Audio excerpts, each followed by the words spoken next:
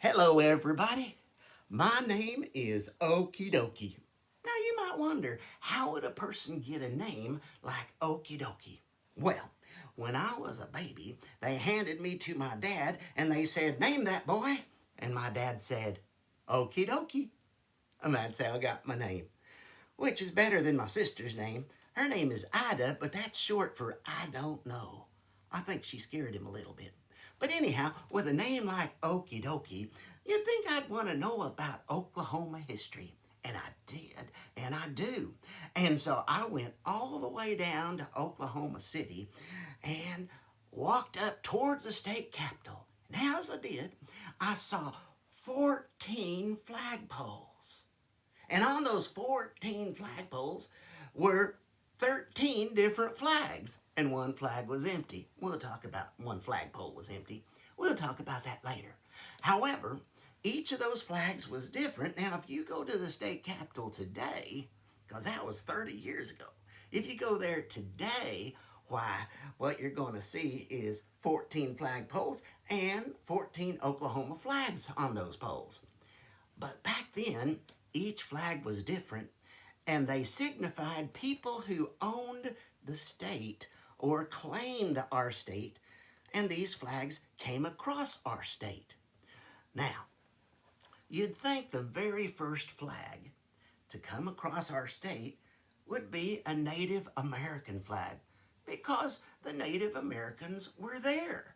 However, did they have flags? No. They didn't use little rectangular pieces of cloth to say who they were. So they didn't have flags. You'd also might think that the first flag would be the flag of Columbus.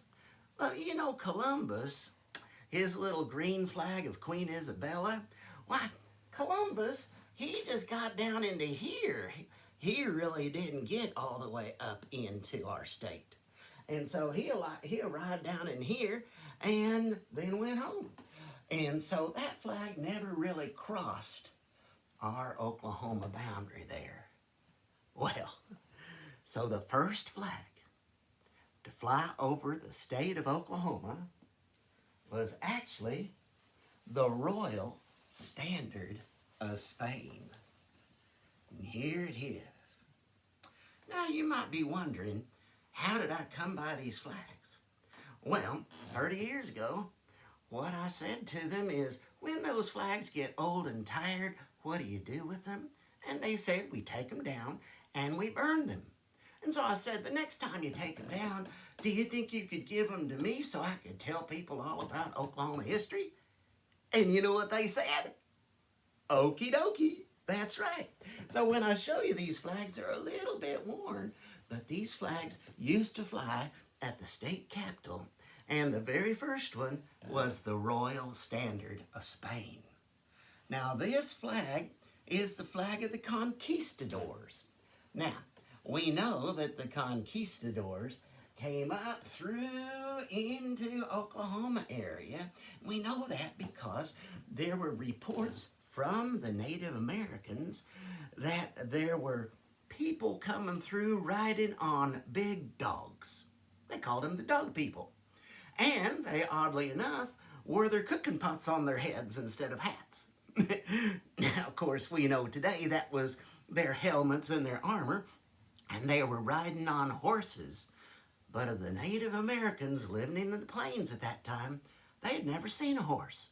So one of the great things that happened with this Royal Standard of Spain as it came across our state was that the horses came into our state, and naturally Spain got another gift too, because there is an exchange, and that exchange was corn. Our maize, or our corn, was amazing. And it was what we traded for with the Spaniards as they came across. So Spain landed up here and came across our land. So that flag actually touched our land. Now, the second flag to cross our land was a little bit different. This is the second flag.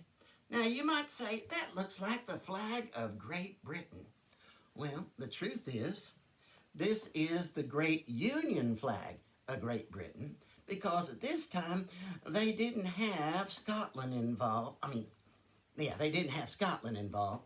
They just had Ireland and England.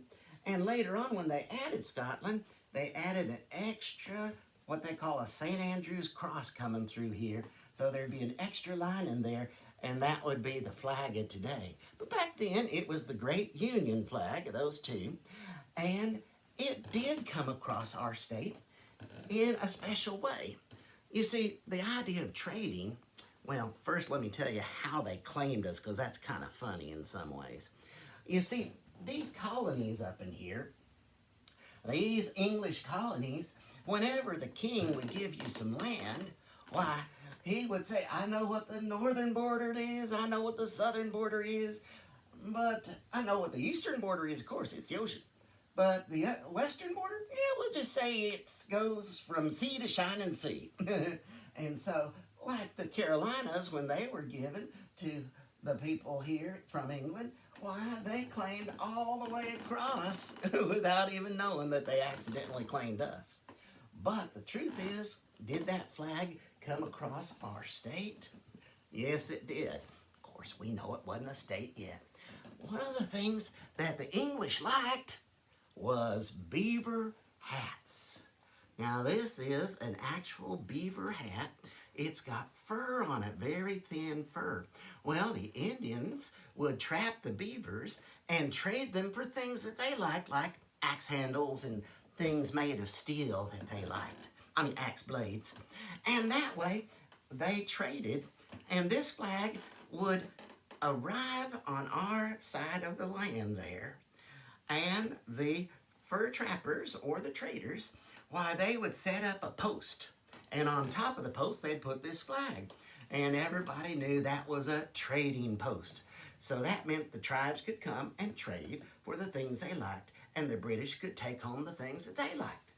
So that's how we were claimed by the Spaniards, who came up across and claimed all the land, and then by England, who claimed us by their colonies back over in here. But the odd one is the next flag. This is the flag of King Louis. Let me get it out there. Yeah. The flag of King Louis of France. Now, there was a fellow by the name of LaSalle. Now, LaSalle started up in here, and he came all the way down the Mississippi River there, all the way down to New Orleans, and went up and down the Mississippi, and he claimed every light piece of land drained by the Mississippi belonged to King Louis of France, and he called it Louisiana, or King Louis's place. Yeah. Now, the funny thing about Oklahoma, now if you pour water pretty much anywhere in Oklahoma, it's going to find its way to the Mississippi River down to the feet of LaSalle. So all of this was all drained by the Mississippi River and claimed by France. Now think about that. The French claimed this area, and the English claimed this area, and the Spanish claimed this area. What do you think's going to happen? Well, that's right. Didn't really affect us very much over here where we were, but it was a great war. That lasted 7 years, or almost, and they called it the 7-Year War. Now, the main players, of course, were those three: France, England, and Spain. Now, France felt like they were losing the war, and they hated England. Oh, they hated England. And so they said, here's what we're going to do. We're going to give half of our land to Spain. That way the English won't get it. Because at the end of the war, they were afraid England would end up with all of this. Well, they gave everything west of the Mississippi, which included us, everything west of the Mississippi, they gave that to Spain. So that way England couldn't get it. And England ended up getting most of this and ended up down here with, they also ended up with Florida there. And then up here was the French country, Canada and such. Well, didn't really matter all that much to us, except for when they set up the trading posts again, a new flag came. Now this here flag, that's the flag of the Empire of Spain. Now you still see the same little lion, the same little castle that we saw earlier, but now it's the Empire. And one little part of that empire was us. Our little land that was part of Louisiana. And of course I kept the name Louisiana Territory, but part of the Louisiana Territory was us, a little bitty part. And this flag, of course, then flew in Oklahoma, the land that would become Oklahoma. Now, when we talk about wars, there was a war that happened about this time that would later on play into our history. This area up in here, they decided that they didn't want to be a part of England anymore. And these were the 13 colonies that broke away during our American Revolution. Now, that didn't affect us much over here because we still belong to Spain. Spain still owned us over here. But there was a young, short French dude who decided he wanted to change all that. And his name was Napoleon Bonaparte. Now, Napoleon Bonaparte conquered most of Europe, and he was able to restore France to its greatness by recapturing or retaking all this land. So suddenly, the Louisiana Territory here, originally named after King Louis, Louisiana Territory went back to the French, and we, of course, got a new flag to fly over our forts and our trading posts and such. Now, this is the flag of the French Republic, headed by Napoleon. Now, when it first came out, this red stripe here was way over here by the pole, and this blue stripe was way over here. And about 1830, they rotated those two, putting the blue back by the pole and the red over here like this. So it could have been, we could have said there were two different French flags, but they weren't that different. So we just consider it one, even though it just rotates, and we just call that spinning. We just call that the French Revolution. Although that happened earlier. Yeah, that wasn't quite right, was it? But now, Napoleon, he decided that he was a little short of cash. He needed some extra money. And so he didn't really like King Louis all that much. So why would he care about land called Louisiana way across the ocean? So he decided to sell it to this new country here. And their president at that time was Thomas Jefferson. And that's when this flag came across our area. Yes. Now, if you look at it closely, there's something special about this flag. Why? There are 15 stars over there. But look at this. 1, 2, 3, 4, 5, 6, 7, 8, 9, 10, 11, 12, 13, 14, 15. This is the only American flag with 15 stars and 15 stripes. And so when the Louisiana Purchase occurred, that meant that there were 15 colonies at that time. Well, later on, another 5 were added. So now the flag flying over us now had 20 stars. But were they going to do 20 stripes? No, that would be pretty silly. So what they did instead was they went back to the 13 original colonies, so it's always 13 stripes. But then in a field of blue, listen to what I said. In a field of blue, there'll be 1 star per state. Now, what that means is that this flag right here is the same as your flag. The flag that flies at your library or your school or downtown, it's the same flag. This is Old Glory. Yes, because this flag here has that special little rule that says 1 star per state on a field of blue. Now, Old Glory here, you know, when it was made, why, the laws just said how many stars were there and how many stripes and such. And, of course, this is the Star Spangled Banner, by the way. Very special. But this one here is Old Glory, and it's the same as ours today. Because whenever we add a new state, there were times when I was growing up where there were only 48 states. And then they added Alaska and Hawaii, and so our 48 stars went to 50. And if we decide to add another Puerto Rico or District of Columbia or something like that, why, we'd end up with 52 stars, and it wouldn't take an act of Congress to change our flag. So that's why this flag is the only American flag that we're going to say flew over us, because it is the same American flag today. But now we've been talking about the fat part of our state. But now it's time to talk a little bit about the skinny part. The part that sticks out over on the side. What is that called? Why, it's called the panhandle. That's right. You know that, don't you? Now, the panhandle's a little different.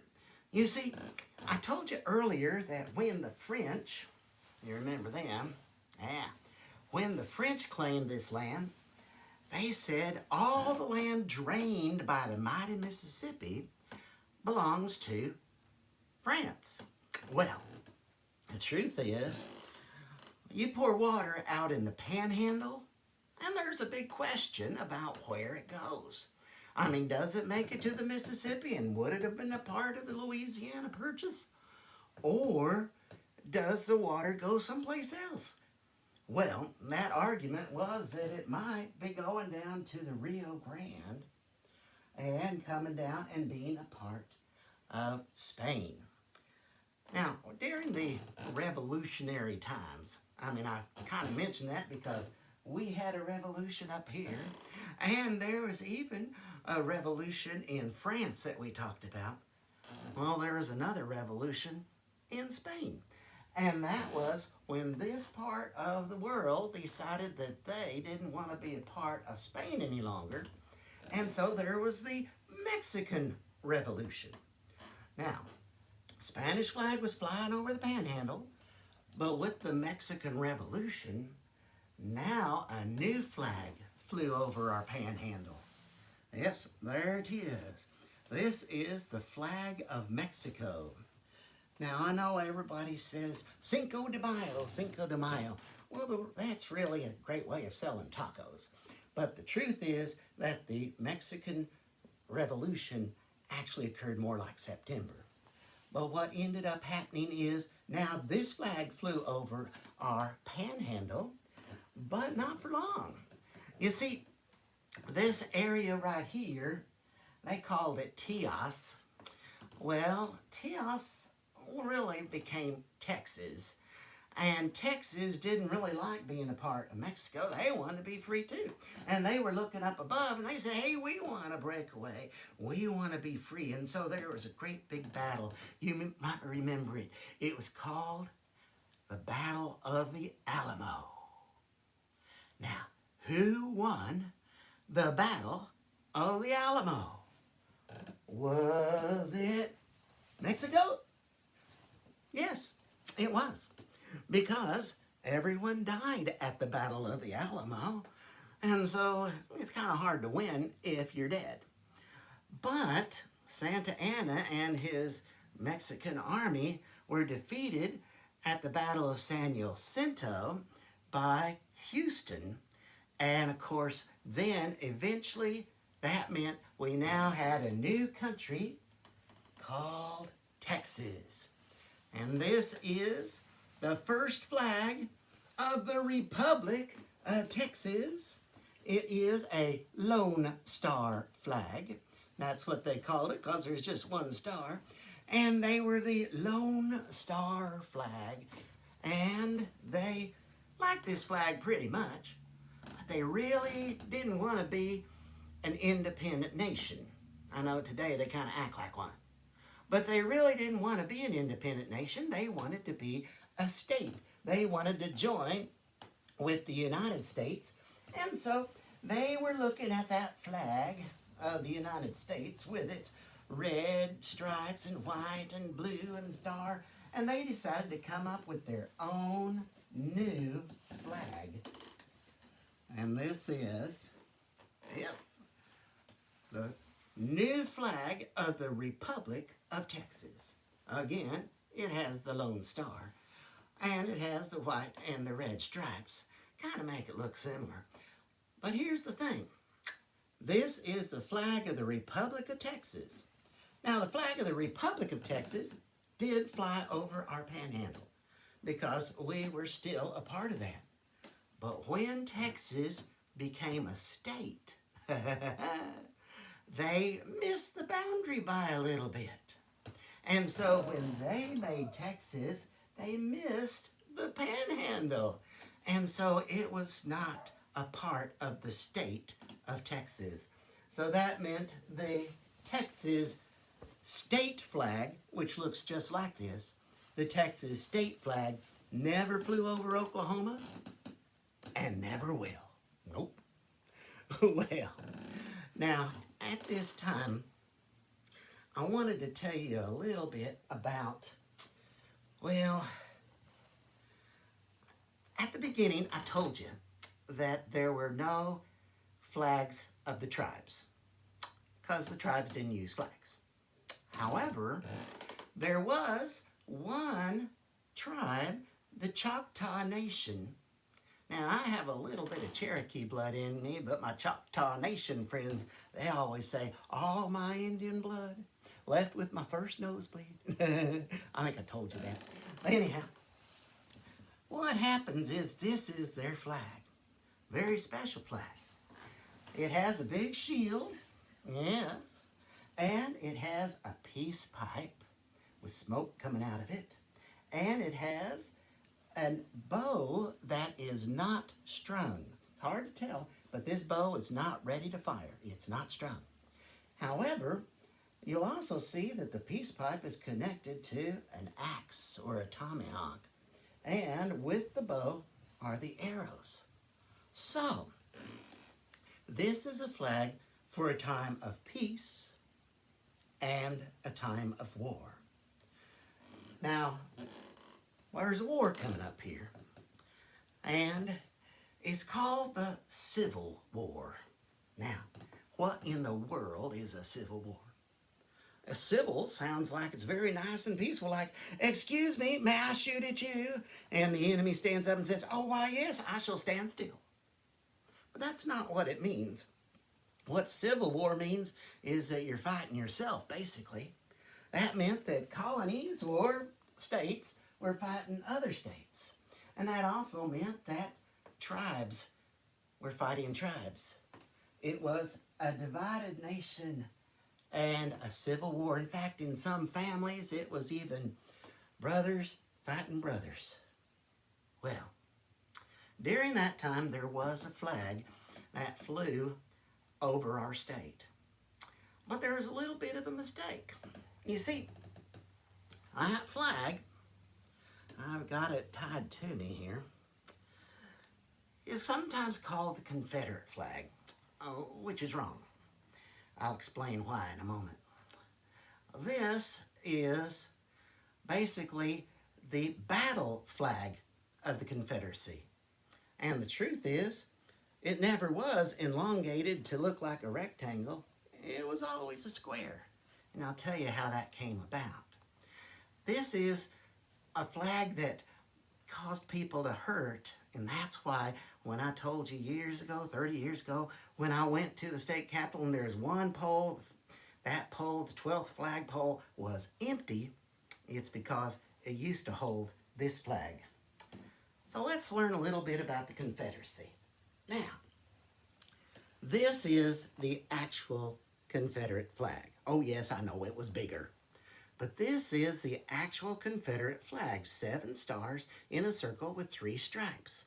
Now, this was a fine national flag, because it says something, but it's not a very good flag for battle.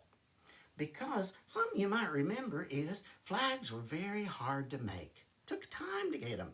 And so many of the troops fighting on the side of the North were still flying the flag with 13 stars in a circle, the original colonial flag.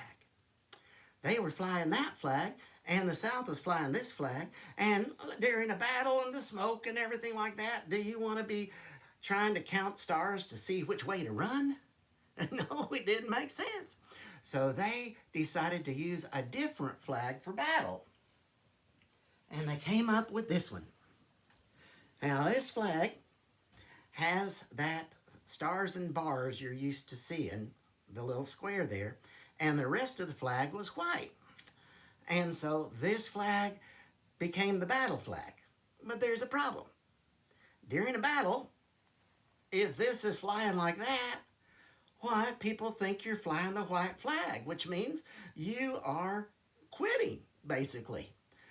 Well, what this meant is that during the battle, since this white flag was kind of causing a problem, that's when many of the groups would tear out and remove the square so that all you had was this little square flying. And that became the battle flag for a while with the white part torn off.